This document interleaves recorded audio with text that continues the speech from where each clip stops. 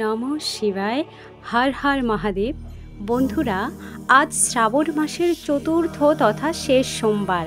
আজকের এই পবিত্র সোমবারে একটিবার অন্তত শ্রবণ করুন শ্রাবণ সোমবারের শিব ব্রত কথা। এই ব্রত কথাটি এরূপ: অমরপুর নামক নগরে এক ধনী ব্যবসায়ী থাকতেন। অন্যান্য নগরেও তার ব্যবসা ছড়িয়েছিল। নগরের প্রত্যেকে সেই ব্যবসায়ীকে সম্মান করতেন। তবে এত সম্মান ঐশ্বর্য সত্ত্বেও সেই ব্যবসায়ী মনে মনে কষ্টে থাকতেন, কারণ সেই ব্যবসায়ী নিঃসন্তান ছিলেন, তার কোনো পুত্র ছিল না। মৃত্যুর পর তার বিশাল ব্যবসা কে দেখবে? এই অঢেল সম্পদ কে সামলাবে? সেই চিন্তায় মগ্ন থাকতেন তিনি। তাই পুত্র লাভের কামনায় সেই ব্যবসায়ী প্রতি সোমবার উপবাস করে শিবের পূজা করতেন। সন্ধ্যাবেলা শিব মন্দির গিয়ে মহাদেবের সামনে ঘিয়ের প্রদীপ জ্বালাতেন। সেই ব্যবসায়ীর ভক্তি দেখে একদা পার্বতী শিবকে বললেন, হে প্রাণনাথ, এই ব্যবসায়ী তোমার ভক্ত। বহুদিন ধরে সে প্রতি সোমবার উপবাস এবং পুজো করে আসছে। এরপরই ব্যবসায়ীর ইচ্ছা পূরণ করার জন্য শিবের কাছে অনুরোধ করেন পার্বতী। শিব হেসে বললেন, হে পার্বতী, এই সংসারে প্রত্যেককে নিজের কর্মের ফল ভোগ করে। ব্যক্তির যেমন কর্ম করে তেমনি ফল পায়। কিন্তু এরপরও পার্বতী নাছোড়বান্দা। তিনি আবেদন করেন, না প্রাণনাথ, আপনাকে এই ব্যবসায়ীর ইচ্ছা পূরণ করতেই হবে। সে আপনার অনন্য ভক্ত, প্রতি সোমবার নিয়ম মেনে ব্রত পালন করে, পুজোর পর আপনাকে ভোগ নিবেদন করে একবার খাবার খায়। তাকে পুত্র লাভের আশীর্বাদ দিতেই হবে। পার্বতীর এমন আবেদন শুনে শিব বলেন, তোমার কথায় আমি এই ব্যবসায়ীকে পুত্র লাভের আশীর্বাদ দিচ্ছি, কিন্তু তার পুত্র 16 বছর পর্যন্তই জীবিত থাকবে। সেই রাতেই শিব ব্যবসায়ীর স্বপ্নে এসে পুত্র লাভের আশীর্বাদ দেন। পাশাপাশি পুত্রের 16 বছর পর্যন্ত জীবিত থাকার কথাও জানান। ঈশ্বরের আশীর্বাদে ব্যবসায়ী খুশি হন, কিন্তু পুত্রের স্বল্পায়ুর কথা শুনে তার সমস্ত আনন্দ নষ্ট হয়ে যায়। ব্যবসায়ী আগের মতোই নিয়ম মেনে সোমবারের ব্রত পালন করতে শুরু করেন। কিছু মাস পর অতি সুন্দর পুত্র জন্ম নেয়, যার ফলে ব্যবসায়ীর জীবন আনন্দে ভরে ওঠে। কিন্তু সন্তানের স্বল্পায়ু হওয়ার কথা জেনে খুব বেশি খুশি হন না তিনি।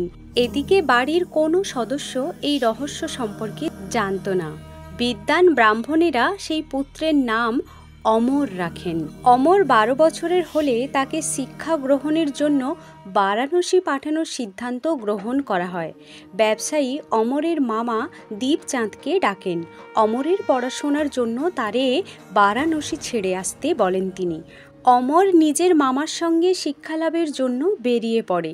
পথে যেখানেই অমর ও দীপচাঁদ বিশ্রামের জন্য থামতেন, সেখানেই যজ্ঞ করতেন ও ব্রাহ্মণদের ভোজন করাতেন। দীর্ঘ পথ অতিক্রম করার পর অমর ও দীপচাঁদ এক নগরে পৌঁছান। সেই নগরের রাজার কন্যার বিবাহের আনন্দে সমগ্র নগর সাজানো ছিল। নিশ্চিত সময় বরযাত্রী আসে, কিন্তু বরের বাবা নিজের পুত্রের এক চোখে কানা হওয়ার কারণে খুব চিন্তিত ছিলেন। রাজা এ বিষয়ে জানতে পারলে বিবাহে বাধা দিতে পারেন এবং এরপর তার বদনামই হবে। এ কথা ভেবে তিনি চিন্তিত হয়ে পড়েন। বরের বাবা অমরকে দেখলে তার মাথায় একটি বুদ্ধি খেলে যায়। তিনি ভাবেন, এই ছেলেকে বর সাজিয়ে রাজকুমারীর সঙ্গে বিবাহ করে দিই। বিয়ের পর তাকে অর্থ দিয়ে বিদায় করে দেব এবং রাজকুমারীকে নিজের নগরে নিয়ে যাব। বরের পিতা এ প্রসঙ্গে অমর ও দীপচাঁদকে জানান। অর্থলাভের লোভে দীপচাঁদ তার পরামর্শে রাজি হয়ে যায়। অমরকে বরের পোশাক পরিয়ে রাজকুমারী চন্দ্রিকার সঙ্গে বিয়ে দেন। রাজা প্রচুর অর্থ দিয়ে রাজকুমারীকে বিদায় জানান। অমর ফেরার সময় সত্যি গোপন করতে পারে না ও রাজকুমারীর ওড়নায় সত্য ঘটনা লিখে দেয় যে, রাজকুমারী চন্দ্রিকা, তোমার বিয়ে আমার সঙ্গে হয়েছে, কিন্তু আমি বারাণসীতে শিক্ষালাভ করতে যাচ্ছি। এবার তোমায় যে নবযুবকের স্ত্রী হতে হবে সে কানা। রাজকুমারী নিজের ওড়নায় লেখা এই বার্তা পড়েন। তখন তিনি সেই কানা ছেলের সঙ্গে যেতে অস্বীকার করেন। রাজা সব কথা জেনে রাজকুমারীকে প্রাসাদেই রেখে দেন। অন্যদিকে অমর নিজের মামা দীপচাঁদের সঙ্গে বারাণসী পৌঁছায়। অমর গুরুকুলে পড়াশোনা শুরু করে।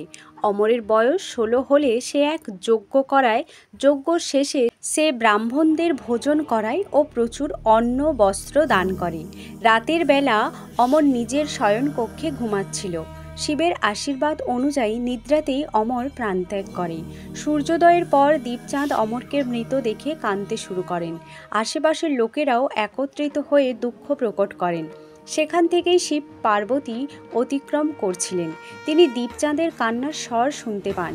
পার্বতী শিবকে বলেন, প্রাণনাথ, আমি তার কান্না সহ্য করতে পারছি না, এই ব্যক্তির কষ্ট দূর করুন। শিব পার্বতীর সঙ্গে অদৃশ্য স্বরূপে দীপচাঁদের পাশে গিয়ে বলেন, হে পার্বতী, এ তো সেই ব্যবসায়ীর পুত্র যাকে 16 বছর আয়ুর আশীর্বাদ দিয়েছিলাম। এর আয়ু পূর্ণ হয়েছে। পার্বতী পুনরায় শিবকে নিবেদন করেন, হে প্রাণনাথ, আপনি এই ছেলেটিকে জীবিত করে দিন, তা না হলে এর মা বাবা বিলাপ করে করে নিজের প্রাণত্যাগ করে দেবেন। এই ছেলের পিতা আপনার পরম ভক্ত, বহু বছর ধরে সোমবারের ব্রত করে আপনাকে ভোগ নিবেদন করছে। পার্বতীর আবেদনে রাজা সেই ছেলেটিকে জীবিত হয়ে ওঠার আশীর্বাদ দেন ও সে কিছুক্ষণের মধ্যেই জীবিত হয়ে ওঠে। শিক্ষা সমাপ্ত করে অমর নিজের মামার সঙ্গে নগরে ফিরে আসার জন্য যাত্রা শুরু করেন। পথে পুনরায় সেই নগরে আসেন যেখানে অমরের বিবাহ হয়েছিল। সেই নগরেও অমর যজ্ঞের আয়োজন করান। নগরের রাজা সেই যজ্ঞ দেখেন, তখনই তিনি অমরকে চিনতে পারেন। যজ্ঞ সমাপ্ত হওয়ার পর রাজা অমর ও দীপচাঁদকে নিজের প্রাসাদে নিয়ে যান। সেখানে কিছুদিন রেখে তাদের প্রচুর অর্থ সম্পত্তি দিয়ে রাজকুমারীর সঙ্গে বিদায় করেন। পথে নিরাপত্তার জন্য প্রচুর সৈনিকও সঙ্গে পাঠান রাজা।